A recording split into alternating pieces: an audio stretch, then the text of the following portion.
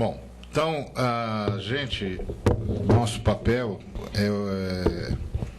é imitar Cristo. Para a gente imitar Cristo, porque é isso que é adorar é imitar Cristo. E quando você olha, por exemplo, os jovens, eles adoram um cantor, um ator, alguma coisa assim. Como é que você sabe que aquele jovem é fã, ardoroso de um determinado artista? Não só porque ele canta o tempo todo a música do grupo, como ele também se veste como o pessoal do grupo, ele usa a mesma roupa, ele corta o cabelo do mesmo jeito, ele faz tudo igual, porque a adoração é isso. Adoração é imitação,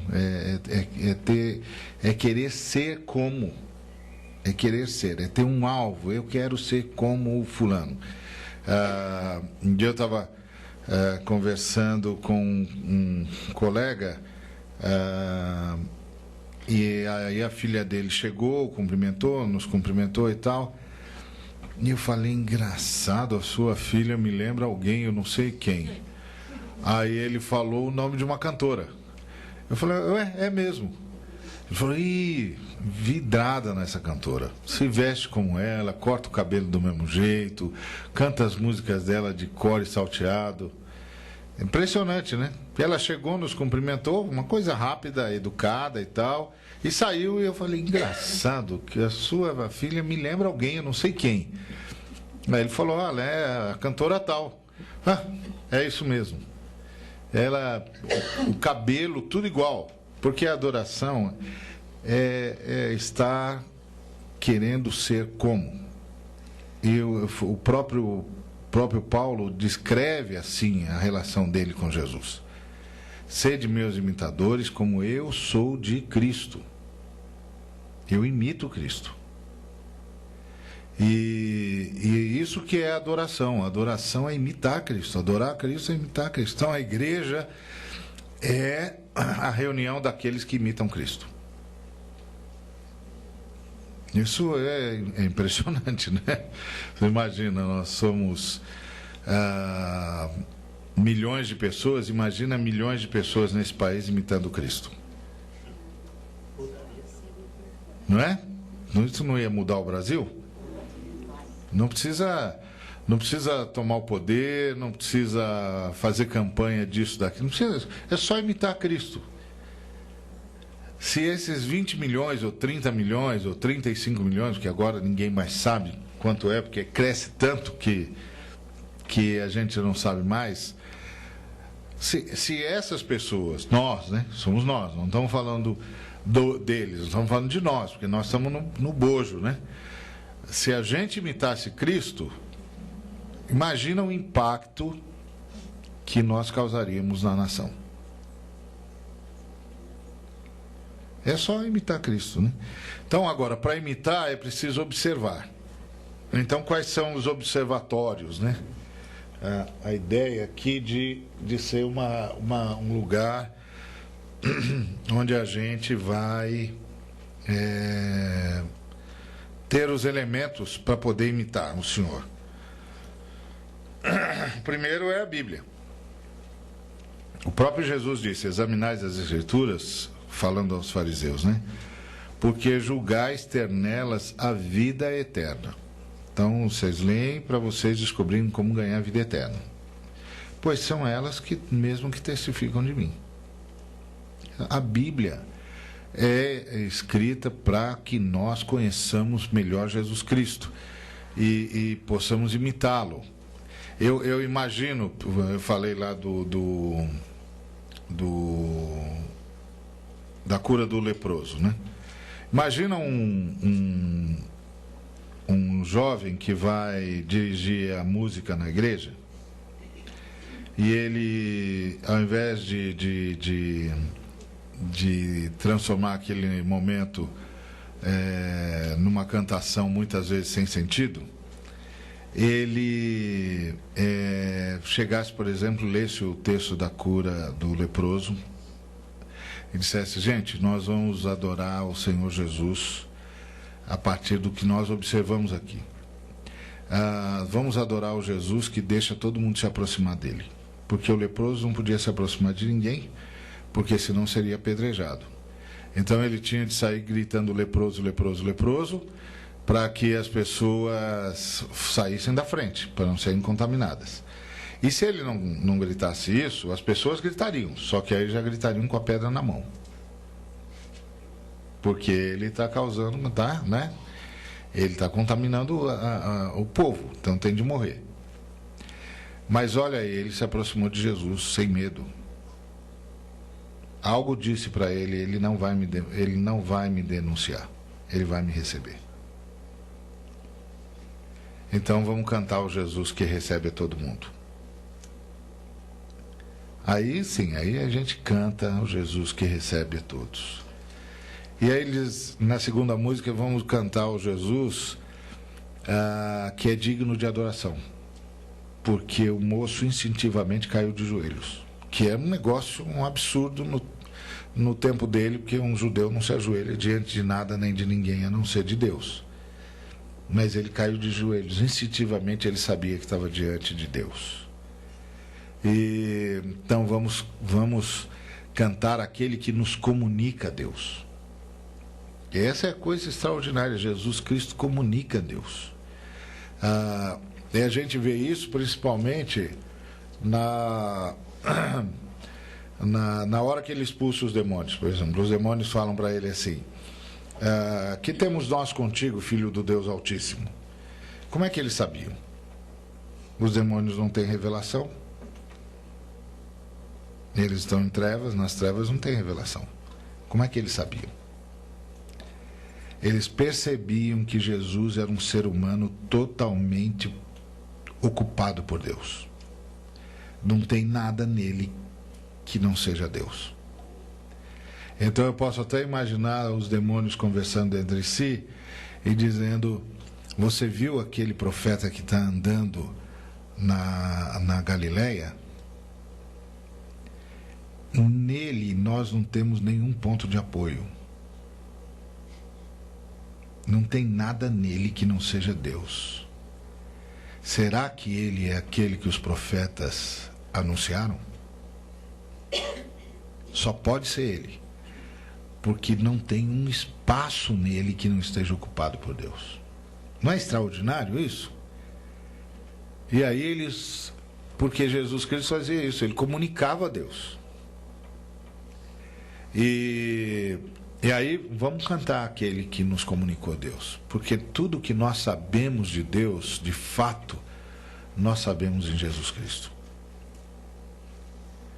Porque nós vimos nele a glória do Pai, a bondade de Deus. E aí a gente canta aquele que nos comunica a Deus. Aí nós estamos no espírito da adoração mesmo. Estamos lendo a Bíblia para conhecer Jesus. Estamos ouvindo a Bíblia para entender como é que Ele é e para saber como é que a gente deve ser. Porque adorar é imitar Jesus. Então, o primeiro instrumento de observação é a Bíblia. O outro é a criação. Os céus proclamam a glória de Deus e o firmamento anuncia as obras de suas mãos. Tudo que a gente vê, tudo que a gente cruza é fruto do sacrifício de Jesus. Uma vez eu estava pregando num encontro evangelístico e a mensagem era sobre por que precisamos de um Salvador. E aí a gente tinha exposto as consequências da queda em Gênesis 3. Então, por que a gente precisa de um Salvador? Quando terminou a exposição, uma senhora veio me procurar e disse para mim assim: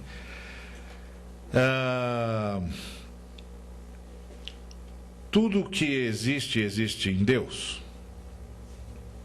Eu disse: sim, senhora, está escrito que em Deus que nós nos movemos, vivemos e existimos. Está lá em Atos, no capítulo 17.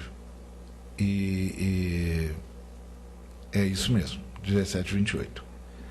Ele falou, mas Deus não é santo? Senhora, está escrito, sede santos porque eu sou santo. Aí ele disse, e nada existe fora de Deus, então? Não, senhora, nada fora de Deus. E nós não somos pecadores? Sim, senhora, está escrito, todos pecaram e carecem da glória de Deus. Somos todos pecadores. Ela disse, então como é que um Deus santo carrega pecadores? A santidade dele não devia jogar a gente para o nada? Eu disse, sim, senhora. A senhora tem toda a razão. Aí ela ficou olhando para mim, esperando que eu dissesse mais alguma coisa, né? Porque eu acabei de dar razão para ela. Então, eu disse, mas a senhora conhece alguém que já sofreu transplante de coração, que é o mais comum, né? Já, conheço. E qual é o maior problema que enfrenta alguém que sofreu transplante? Rejeição. Então, rejeição. Como é que ele faz para o organismo dele não rejeitar o órgão alienígena? Medicação. Falei, exatamente, minha senhora. Entre nós, pecadores, e o Deus Santo tem uma medicação. O sangue de Cristo. A senhora não vê, mas o universo está tingido de vermelho. E é nesse sacrifício que nós habitamos. Porque o apóstolo Paulo diz que todas as coisas foram feitas nele, por ele e para ele. O apóstolo João disse que sem ele, nada do que foi feito se fez. E o autor de Hebreus diz que é a palavra dele que sustenta o universo. A palavra de autoridade dele que sustenta o universo. Então, como a senhora vê, a senhora teria toda a razão e nós deveríamos ser jogados pelo nada. Aliás, se a senhora estivesse mesmo com toda a razão, nós não estaríamos conversando. Porque simplesmente não estaríamos. Então, se a senhora tivesse toda a razão, nós não estaríamos. Mas é que tem uma medicação, minha senhora, tem uma medicação que faz com que a santidade de Deus não nos expila para o nada. É o sangue de Cristo. Então, está na criação isso. Está na criação a beleza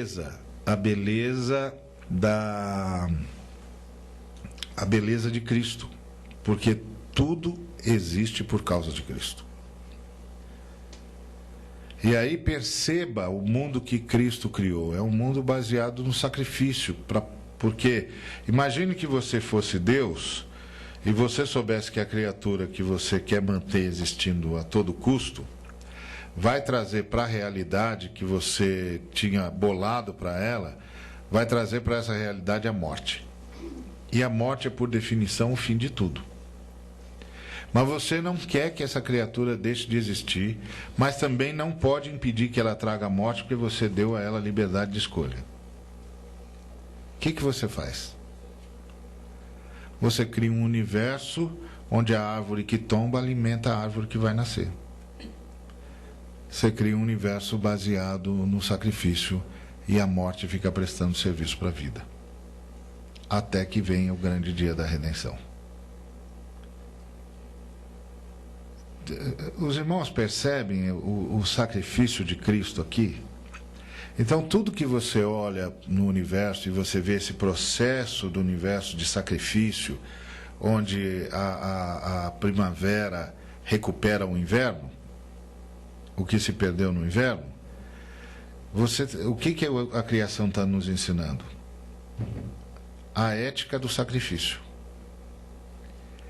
E a própria criação está falando de Cristo, que é o sacrifício definitivo. De uma vez por todas. É extraordinário. Então a igreja é a comunidade que percebeu isso, e que olha para isso e vê Jesus. Percebe Jesus. E os irmãos percebem, as irmãs percebem como a igreja é um projeto impressionante de Deus. É mais do que os nossos cultos. É muito mais. Portanto, a nossa quarta resposta: a igreja é a habitação de Deus no Espírito, Logo, é a reunião das pessoas que estão sendo transformadas pelo Espírito Santo, a imagem e semelhança de Cristo, porque Cristo era Deus conosco. Então, Deus estava plenamente em Cristo. E agora Cristo está plenamente em nós. E nós precisamos estar plenamente como Cristo. Então, o que é a igreja? A igreja é a habitação de Deus no Espírito. É a casa de Deus. E então é a reunião das pessoas que estão sendo transformadas pelo Espírito Santo, a imagem e semelhança de Cristo. A igreja é a reunião das pessoas que imitam Cristo. Tá certo? Então a gente fala como Cristo, a gente pensa como Cristo, a gente sente como Cristo, a gente caminha como Cristo, se comporta como Cristo, decide como Cristo. Agora, claro, você pode dizer, bom, Ari, isso é o que devia ser, né? Mas entre o que devia ser e o que é, tem anos-luz de distância. É verdade, mas a caminhada de 1000 léguas começa com o primeiro passo, né? Então tem de ir nessa direção. Não pode deixar de ir nessa direção. O que é ruim é quando a comunidade da fé começa a não ir mais nessa direção. Vai na direção de qualquer outra coisa. Ficar rico, ser abençoado, encontrar paz e sossego. Não é essa a direção. A direção é Cristo. É ser como Ele, imitador dele. E aí, claro, o que isso significa? Que nós somos as pessoas que tudo que nos torna mais parecidos com Jesus a gente pega, e tudo que não nos torna, tudo que atrapalha a gente ser parecido com Jesus, a gente larga de mão. Não, isso não serve, isso não vai me ajudar a ser parecido com Jesus, não me interessa. Só me interessam as coisas que vão me ajudar a ser parecido com Jesus. Se a gente vivesse assim, ou se a gente caminhar nessa direção, um bocado de coisa muda. Na vida da gente, nos relacionamentos, nas palavras que a gente vai dizer, na forma como a gente vai comentar as coisas, tudo muda. Porque a gente vai imitar Jesus. Então, essa é a igreja, né? Então, a igreja é a habitação de Deus. Deus mandou Jesus Cristo construir uma casa para ele. O Salomão pensou que ele tinha construído a casa de Deus, mas quem veio construir a casa de Deus foi Jesus. Porque um Deus vivo só pode morar numa casa viva. Não tem jeito. Muito bom. Então, como é que a gente vai, então, contemplando como por espelho a glória do Senhor? Que espelho é esse? Ora, esse espelho é justamente Jesus andando entre nós e fazendo a sua obra de salvação. A melhor descrição que eu conheço disso é Atos 10, 38. Em que o Pedro começa dizendo na casa de Cornélio o seguinte: vocês ouviram do que aconteceu na Judéia, em Jerusalém, na terra dos judeus, de como Deus ungiu a Jesus de Nazaré com o Espírito Santo e com poder, e de como ele andou por toda a parte, fazendo o bem e curando a todos os oprimidos do diabo, porque Deus era com ele. Esse texto é maravilhoso. Esse é o espelho. Jesus andou fazendo o bem, libertando todas as pessoas que podia, porque Deus era com ele. Eu gosto desse texto porque sempre que a gente vai pregar o Evangelho, a gente começa falando da morte de Jesus. O Pedro começou a falar da vida. É como se o Pedro estivesse dizendo assim: gente, eu andei com ele, hein? 3 anos. Vocês precisavam ver o que era aquele homem. Vocês precisavam ver que vida que aquele homem vivia. É um negócio impressionante. Era assustador. E sabe de uma coisa? Ele tinha de ser ressuscitado mesmo. Gente que vive daquele jeito não tem de ficar na morte mesmo. Não tem jeito da morte segurar aquele homem. Vocês precisavam ver. Ele andou por toda parte e ele só fazia o bem. E todas as vezes que nós cruzávamos com alguém que o diabo estava oprimindo, ele libertava o sujeito. Era impressionante ver aquela bondade, aquele amor, aquela beleza de coração. Ele tinha de ressuscitar. Pelo que também Deus o ressuscitou ao 3º dia e lhe deu um nome que é sobre todo nome. Ele tinha de ressuscitar. Então, o que é adorar o Senhor? Adorar o Senhor é viver uma vida digna da ressurreição. Porque você vai ressuscitar, irmão. Você pode até mudar aquele ditado. Não tem um ditado que diz: vi com esses olhos que a terra há de comer? Você pode mudar para: ó, vi com esses olhos que um dia hão de ressuscitar. Porque você vai ressuscitar. Porque Jesus já conseguiu isso, já conquistou isso para você na cruz. Mas já que nós vamos ressuscitar, então, por que não viver uma vida digna da ressurreição que nós vamos receber? O que o Pedro estava dizendo lá em Atos 10 é que não é só que Jesus ressuscitou, ele viveu uma vida digna da ressurreição. Então, a gente não vai ressuscitar por causa de mérito nenhum e de obra nenhuma. Mas o desafio que está diante de nós é: já que você vai ressuscitar por causa da graça, por que não permitir que a graça leve você a viver uma vida digna da ressurreição?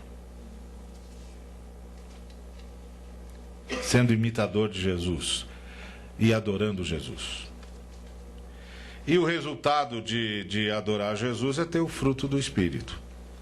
Amor, alegria, paz, capacidade de suportar o sofrimento, um espírito que faz bem, gestos que são sempre de bondade, palavras que são sempre dignas de crédito, disposição plena para servir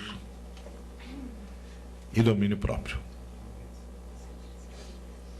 Contra estas coisas não há lei. Quer dizer, o sujeito que vive isso está tão acima do padrão de justiça que o pessoal consegue legislar que não tem lei que o alcance. Não é? Porque é assim, é o sujeito que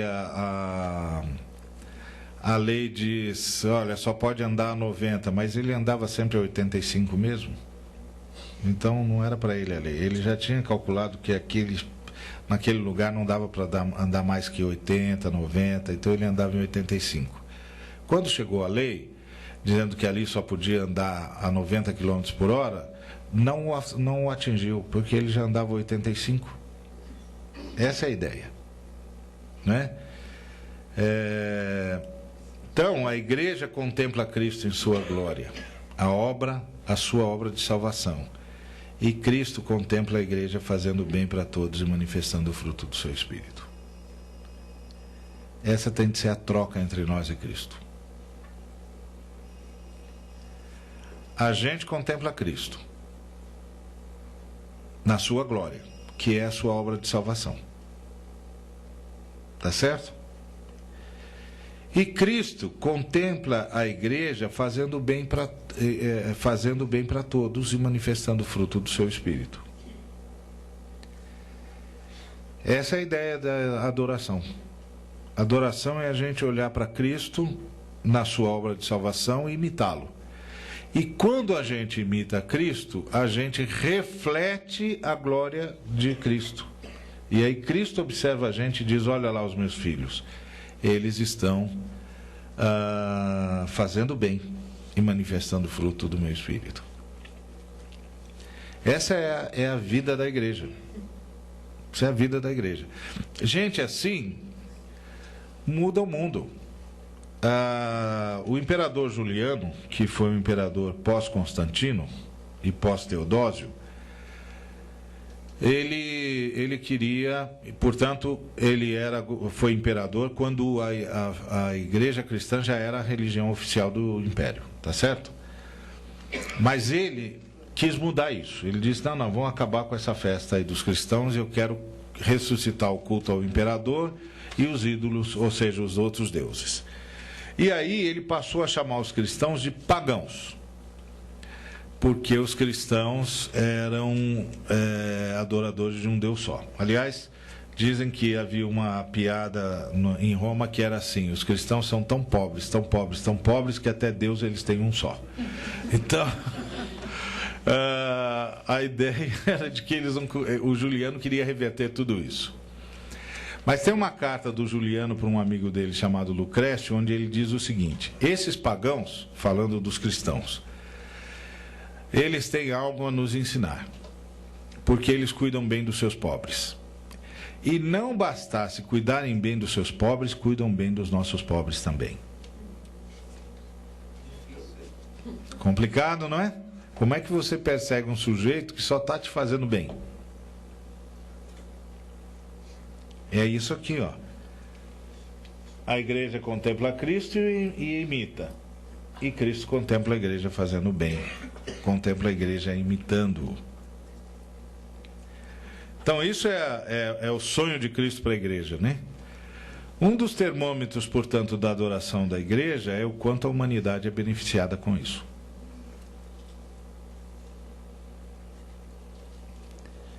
Lembra o que a Bíblia diz lá em Atos sobre a primeira igreja? Que eles caíram na graça de todo o povo.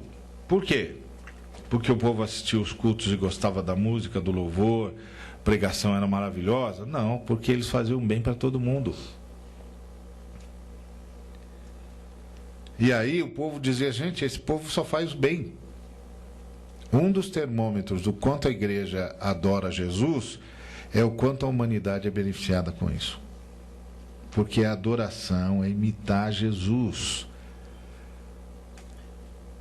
E isso vai levar a gente a fazer o bem para todo mundo, porque Jesus só sabia fazer isso. O que mais que Jesus sabia fazer além do bem? Só o bem. E aí, essa igreja é uma igreja contra quem as portas do inferno não prevalecem. Agora, o que isso significa? Que o inferno vai atacar a igreja e não vai vencer a igreja. Mas como é que o inferno ataca a igreja com porta? Porque é a porta do inferno que não prevalece. Já assistiu o filme de cowboy, que tinha aqueles, e índio, que tinha aqueles fortes? Qual era a última defesa do forte? A porta. Porta não é instrumento de ataque, é instrumento de defesa. Então, gente que imita Cristo ataca o inferno. Não é o inferno que ataca a igreja que ataca o inferno. E o inferno não aguenta o nosso ataque. É isso que Jesus disse. Essa igreja que eu vou edificar, esse povo que vai me adorar, esse povo que vai me imitar, esse povo vai atacar o inferno não vai aguentar o ataque desse povo. E o inferno, meus irmãos e irmãs, tem muitas portas. Tem a porta da ignorância espiritual, da prisão espiritual, mas também tem a porta da miséria, do analfabetismo, da exploração. Tem muitas portas. A igreja ataca todas elas. A igreja ataca todas elas. Por isso a igreja faz o bem. Ela não tem só um discurso, ela tem uma vida, ela faz o bem. Os pobres são cuidados. Os desesperados atrás das mansões são abençoados com uma paz que eles não vão conseguir comprar. As pessoas são abençoadas pela igreja. As crianças sabem que podem contar com a igreja. O meio ambiente sabe que pode contar com a igreja. Porque tem um povo de Deus na terra que se importa. Se importa com o menino da classe média consumido em drogas e se importa com o menino da favela virando avião de narcotraficante. Tem um povo que se importa. Se importa com o sujeito numa depressão terrível em lençóis de linho, e se importa com o outro que está sendo explorado dia a dia, tratado de forma aviltante, na forma como o sistema o trata. A igreja se importa. Porque foi assim com Jesus. Ele vai lá na casa do Zaqueu e o converte. E também se importa com a viúva de Naim que perdeu seu filho.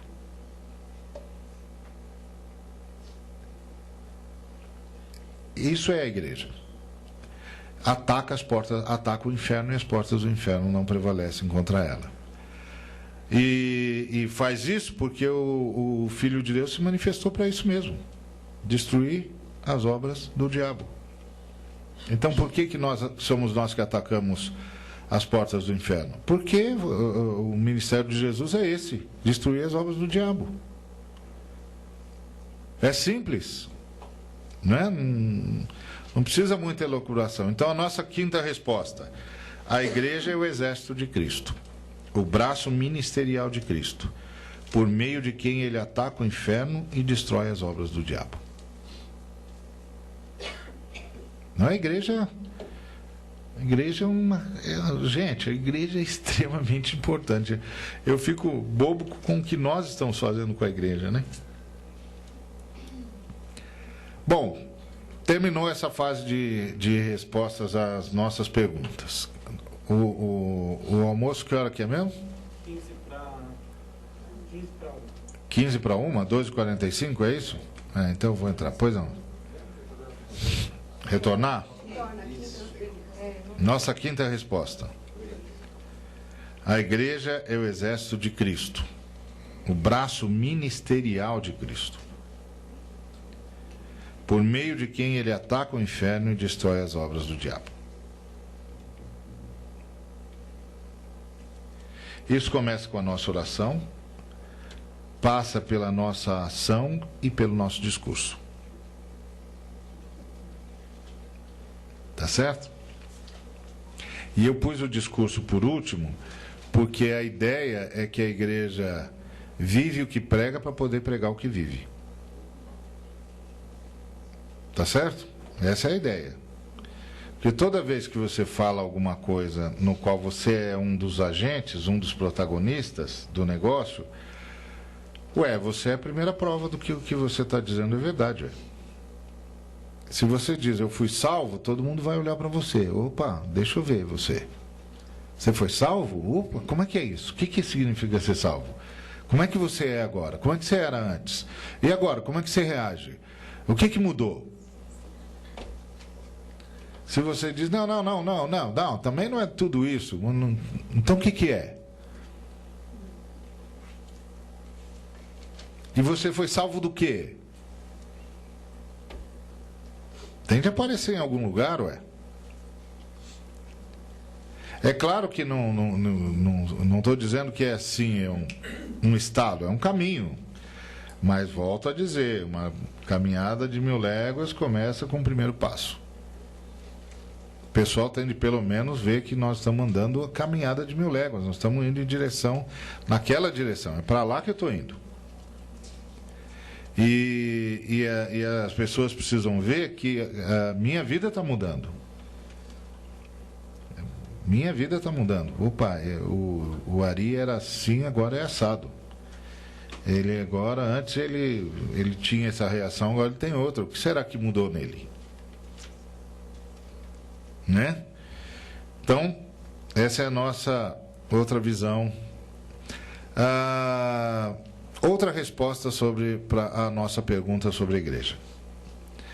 Portanto, lembrai-vos de que outrora vós, gentios na carne, chamados em circuncisão por aqueles que se intitulam circuncisos na carne, por mãos humanas, naquele tempo estáveis sem Cristo, separados da comunidade de Israel e estranhos às alianças da promessa, não tendo esperança e sem Deus no mundo. Mas agora, em Cristo Jesus, vós, que antes estáveis longe, fostes aproximados pelo sangue de Cristo, porque Ele é a nossa paz, o qual de ambos fez um, e, tendo derribado a parede da separação que estava no meio, a inimizade, aboliu na sua carne a lei dos mandamentos na forma de ordenanças, para que dos dois criasse em si mesmo um novo homem, fazendo a paz. Vamos trabalhar isso versículo por versículo. O apóstolo começa a conversa lembrando aos Efésios o seu passado espiritual, ou seja, que eles eram incircuncisos, não faziam parte do pacto, que é o pacto que aparece em Gênesis 17, de 1 a 14. Pacto que Deus fez com Abraão, na idade de 99 anos, e o Senhor fez uma aliança, e aí estabeleceu a aliança com Abraão no decurso das suas gerações, e decidiu que ia dar as terras das peregrinações dele para o povo dele, e disse que ele tinha de guardar a aliança. E a aliança era que a descendência dele, todo macho seria circuncidado. E aí todos os seguidores, todos da família de Abraão, eram circuncidados. As crianças com os meninos, né, com 8 dias de vida, eram circuncidados, porque essa era a marca de que eles tinham um pacto com Deus. E se houvesse alguém que não fosse circuncidado, morria. Então, o Paulo está dizendo para os Efésios o seguinte: olha, vocês eram para estar mortos, porque quem não é circuncidado tinha de morrer. Vocês eram circuncisos. Mas aí ele continua. Ele diz: vocês estavam sem Cristo, vocês estavam separados da comunidade de Israel. Mas agora em Cristo, vocês que estavam longe agora estão próximos, ou seja, estão juntos dos judeus que tinham o pacto. E Deus então fez dos dois povos um só, que é a ideia que está aqui. Fez de ambos fez um. Ambos quem? Judeus e não judeus. Fez um povo só. Derribou a parede da separação que estava no meio, a inimizade. Como é que ele fez isso? Como é que ele fez essa paz, né? Ele é a nossa paz e de ambos fez um. Como é que ele fez essa paz? Mostrando para os judeus que eles eram tão necessitados quanto os gentios, e mostrando para os gentios que eles eram tão abençoados quanto os judeus. Para os judeus ele disse o seguinte: escuta, vocês sabem de Abraão? Eu sei que vocês sabem de Abraão, eu sei que vocês sabem de Moisés, eu sei que vocês sabem da lei, eu sei que vocês oferecem os holocaustos, eu sei que vocês sabem de tudo isso. Ok, então eu quero dizer para vocês que todas as vezes que vocês sacrificavam um cordeiro, vocês estavam falando do sacrifício que eu vim fazer. Então agora para vocês só resta uma coisa: entenderem que eu sou o sacrifício definitivo e me receberem como o sacrifício de Deus, que de fato e para sempre resolve o problema entre vocês e Deus. Aí ele chega para os gentios e diz: eu sei que vocês não sabem nada de Abraão, não sabem nada de Moisés, não sabem nada do pacto, enfim, vocês são ignorantes assim, de uma rederci. Vocês são ruinzinhos mesmo, vocês não sabem nada. Mas vocês são abençoados, porque eu cheguei para vocês. Se vocês me receberem como Senhor e Salvador da vida de vocês, não precisa saber de Moisés, não precisa saber do holocausto, não precisa saber da circuncisão, não precisa saber de nada. Se vocês souberem de mim, já está bom. Então, como é que ele fez a paz? Né? Como é que ele fez a paz? E nos fez um? Na base da necessidade. Não importa de onde você venha, tem de passar por Cristo. Se você vem do judaísmo, joia, você já sabe coisa para chuchu, só falta uma coisa: Cristo. E se você vem do mundo gentílico, você não sabe nada, mas só precisa saber de uma coisa: Cristo. Aí está todo mundo resolvido. Mas aí ele foi para um outro passo. Tendo derribado a parede da separação, ele fez dos dois, criou, porque não existia, um novo homem. O que é isso? Ele fez de nós um só homem coletivo. O que isso significa? Significa que ele não só falou para os judeus e gentios: olha, agora vocês são iguais, porque agora vocês sabem, vocês precisam de mim. Ah, não, mas eu sou judeu. Pois é, então você é o que mais sabe que precisa de mim. Não, eu sou gentio, então você precisa saber, você precisa de mim. Sem mim, nada. Pronto, então os judeus não têm mais por que brigar com a gente não tem mais por que brigar com os judeus, porque afinal de contas, tanto nós quanto eles paramos na cruz. Pronto, é Jesus, pronto, chegamos lá. Mas o Senhor queria mais do que isso. Ele queria fazer de nós e dos judeus um só homem coletivo. Ou seja, eu quero que vocês deem um outro passo. Vocês vão se amar mais tanto, que vocês vão ser uma pessoa só. É ruim, hein? Dois grupos que se odeiam vão ser uma pessoa só. E aí, como é que ele faz isso? Ele faz isso tentando explicar para a gente o que significa o homem à imagem dele. O que é o homem à imagem dele? Ele criou o homem à imagem dele, o ser humano, né? Macho e fêmea, à imagem dele.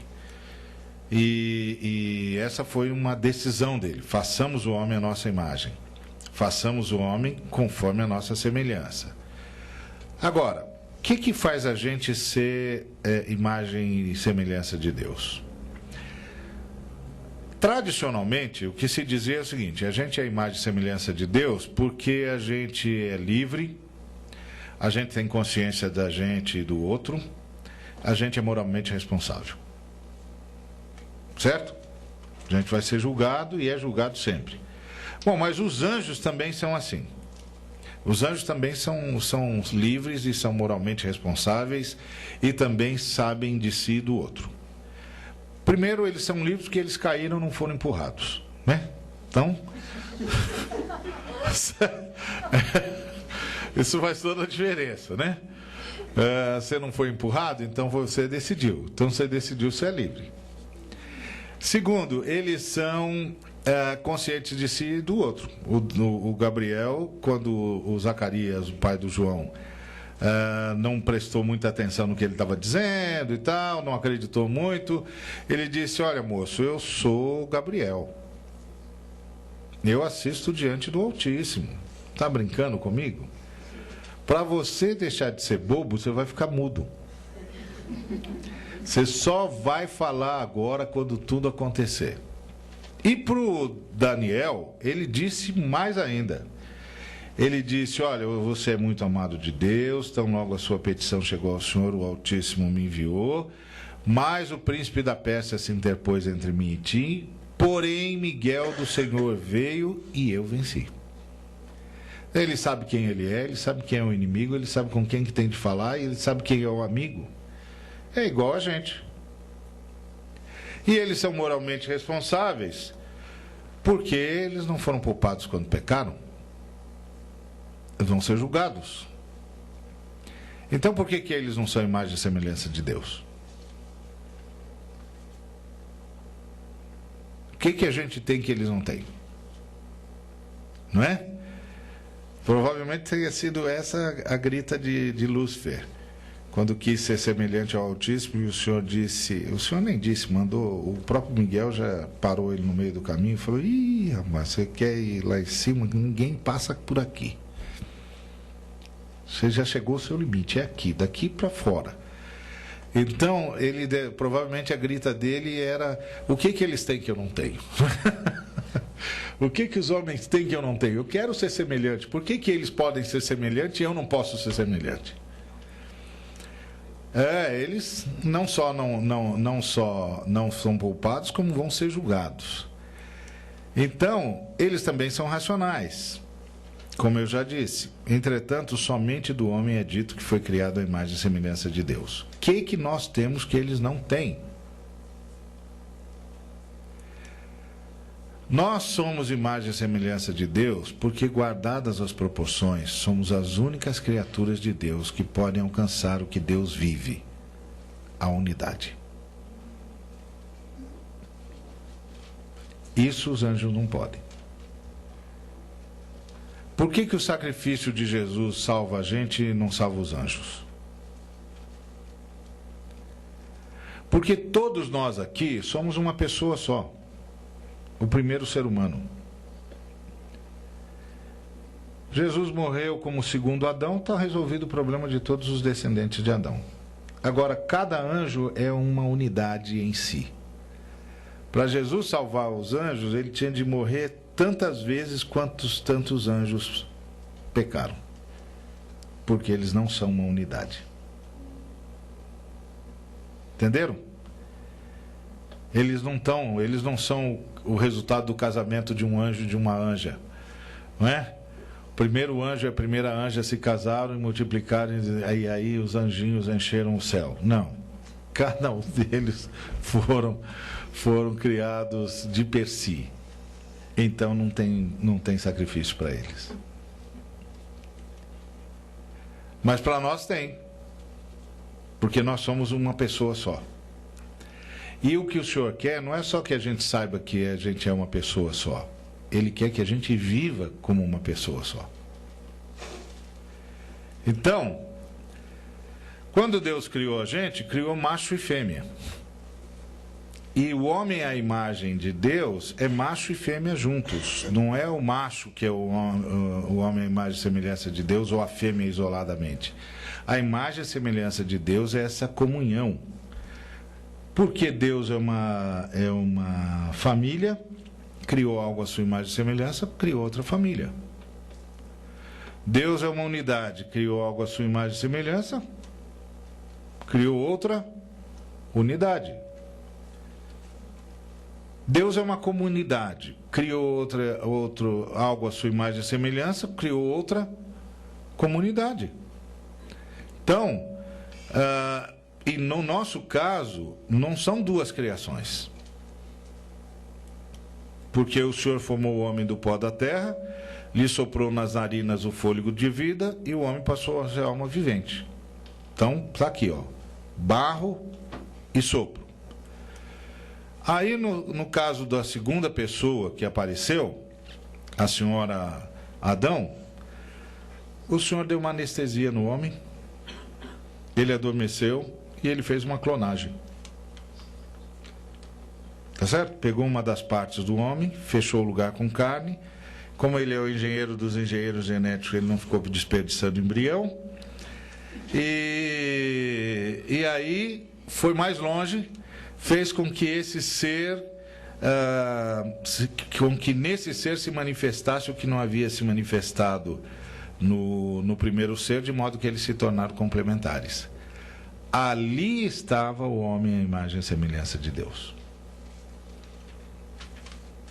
Aquela comunhão era o homem à imagem e semelhança de Deus.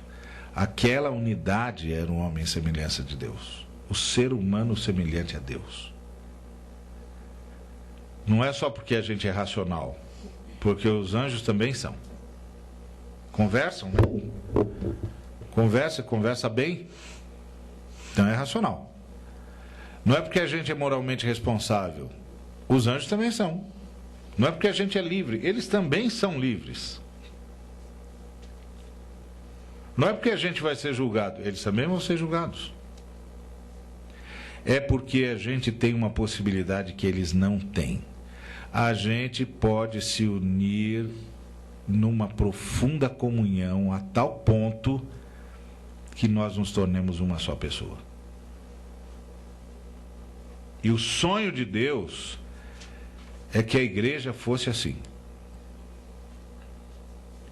Que as nossas comunidades fossem tão unidas, tão unidas, tão unidas, tão unidas, tão unidas, que quem olhasse para nós dissesse: ué, mas é como se fosse uma pessoa só. Não é? Então, lembre-se, quando o Senhor criou a gente, deu um nome só. Aqui, ó. Esse é o livro da genealogia de Adão. No dia em que Deus criou o homem, a semelhança de Deus o fez, homem e mulher os criou e os abençoou, e lhes chamou pelo nome de Adão no dia em que foram criados. A mulher não tinha um nome diferente do homem, e o homem não tinha um nome diferente da mulher.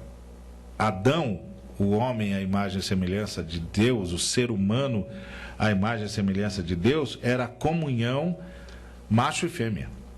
Quando o Senhor andava na viração da tarde e chamava Adão, o homem e a mulher se aproximavam. Não é o homem ia lá, aprendi, depois vinha falar. Não, os dois iam juntos. De cara o Senhor soube que tinha alguma coisa errada no jardim quando ele chamou Adão e só veio o homem. Opa, o que houve aqui? Onde você está? Não, estava escondido. Isso é um trabalhão. Se esconder de Deus é um trabalhão. Então, estava escondido. Sei, cadê a sua companheira? O que houve? Você comeu do fruto que eu disse que não era para comer? Não, foi ela. Ah, tá. Então vocês já não são mais um, né? Quebrou a unidade. Já não está mais expressando Deus. Se você quebra a unidade, você não está mais expressando Deus. Duas pessoas e um só nome. Tá certo? A mulher só ganhou um nome individual, né? Eva, depois da queda. O homem deu a ela esse nome. Foi um ato de autoridade, né? Porque você, quando você nomeia, você demonstra que você tem autoridade. Por exemplo, você tem autoridade sobre seus filhos. Eles se chamam ou são chamados pelo nome que você deu. Tá certo? Você não. Eu sei que eu já ouvi casos de pai que esperou o filho crescer para escrever para escolher um nome. Mas aí ele tinha de diferenciar um filho do outro, ele falava o número 1, o número 2. Como é que você acha que os irmãos vão tratá-lo daqui a 10 anos, quando ele escolheu o seu próprio nome? Vem cá. Vai ser chamado pelo nome que o pai chamava. Tá certo? Então, é um ato de autoridade. Ou seja, o homem ganhou autoridade sobre a mulher. Mas essa autoridade que o homem ganhou sobre a mulher não é uma bênção, é uma maldição, né? Que é depois da queda. Tá certo? O seu desejo será para com seu marido e ele te governará. Isso não é uma bênção. Isso é a maldição que Deus deu para a mulher.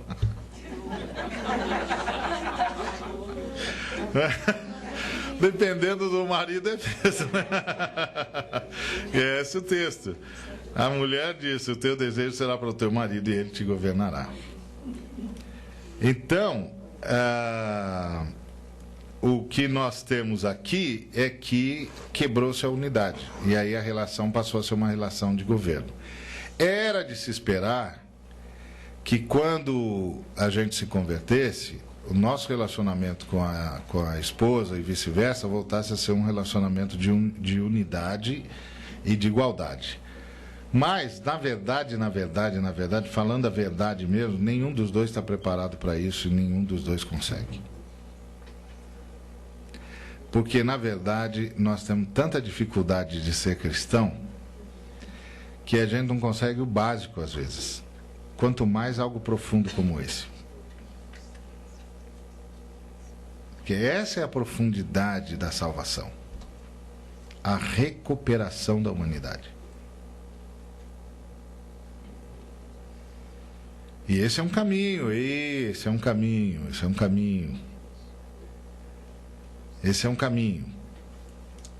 Bom, então o Senhor queria dos dois criar em si mesmo um novo homem. Um só novo homem fazendo a paz. Então o sonho de Deus é que a comunidade, nós aqui, sejamos como uma só pessoa. Que a gente tenha uma comunhão tão intensa, que é como se fosse uma só pessoa. Por isso que na igreja, se um chora, todo mundo chora. E se um sorri, todo mundo sorri. Aí você diz assim, não, mas aí nós vamos ter um probleminha. Qual? É que tem um irmão chorando e o outro está rindo, e como é que eu faço? Fica tranquilo, porque se nós formos o que estava rindo para de rir, porque ele só vai voltar a rir quando o irmão que está chorando puder parar de chorar. Essa é a comunhão da igreja. Que foi exatamente o que Jesus fez. Ele vinha com uma festança, tinha acabado de fazer uma grande cura, e está todo mundo, aleluia, e Deus, de repente ele cruza com outro grupo. E o outro grupo é o grupo que está chorando com a viúva da aldeia de Naim, porque ela, pobre, só tinha um filho, arrimo da sua família, e o filho morreu. O que vai ser dessa mulher? E lá vem Jesus com a multidão, aquela festa. O que Jesus faz? Para a festa.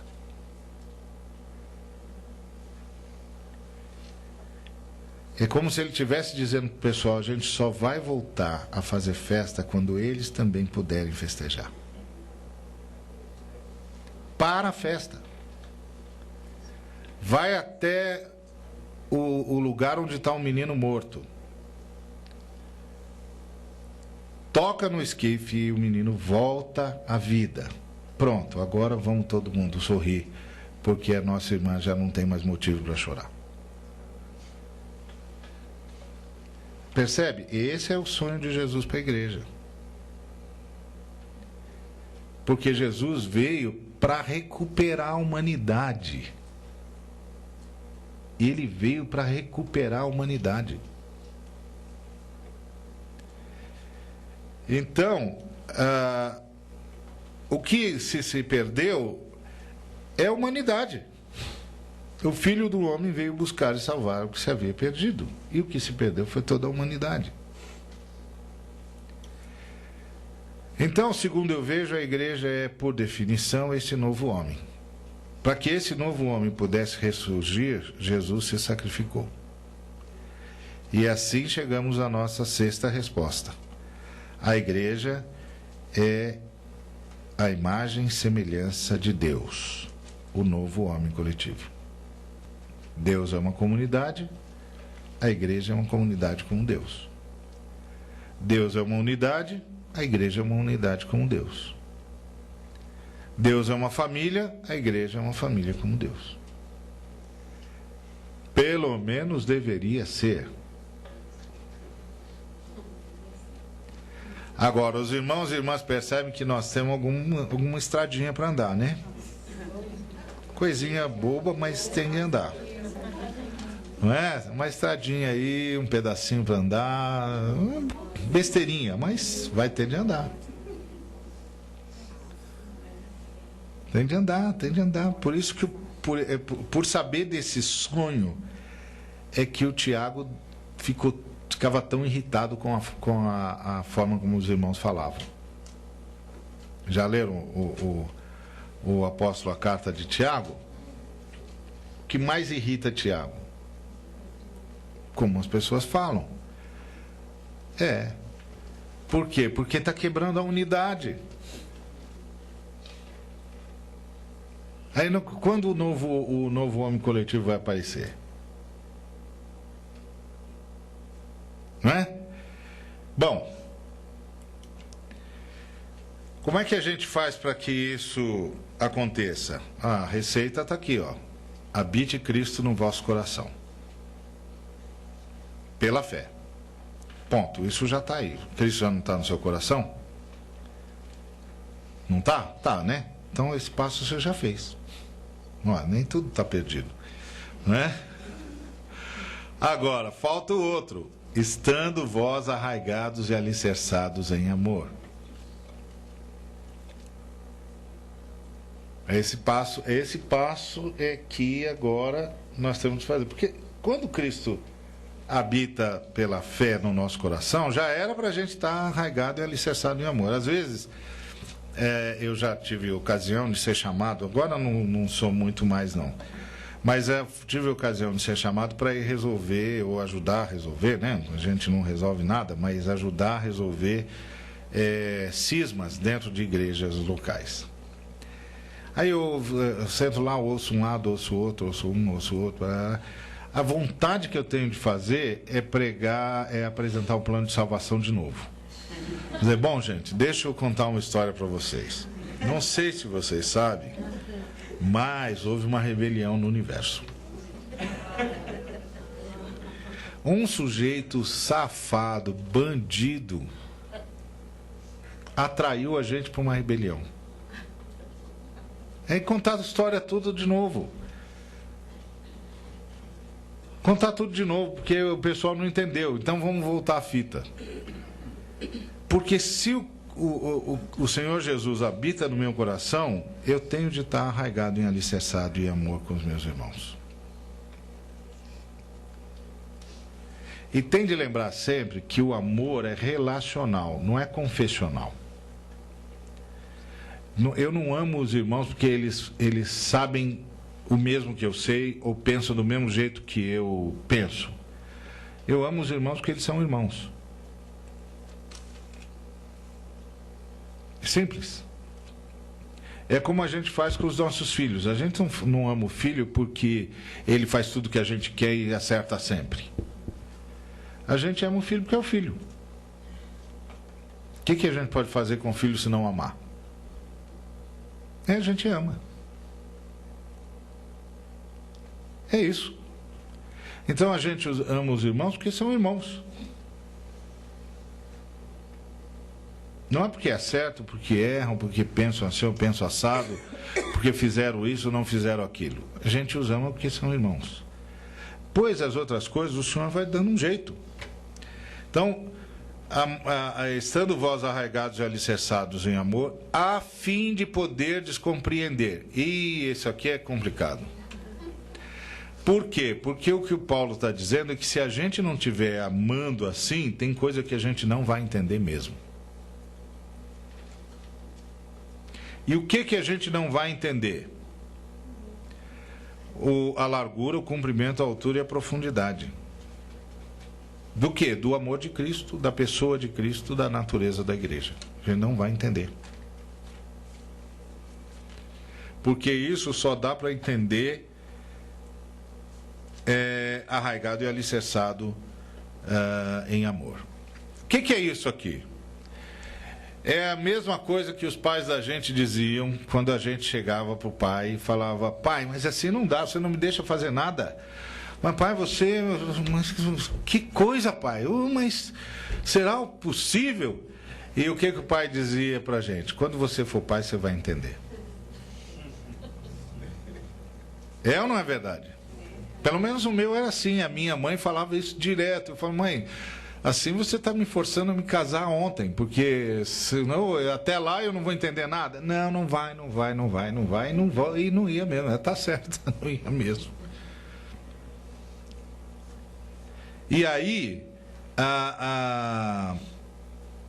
o que o Paulo está dizendo é que tem certas coisas que a gente só vai entender se a gente estiver amando os irmãos de verdade.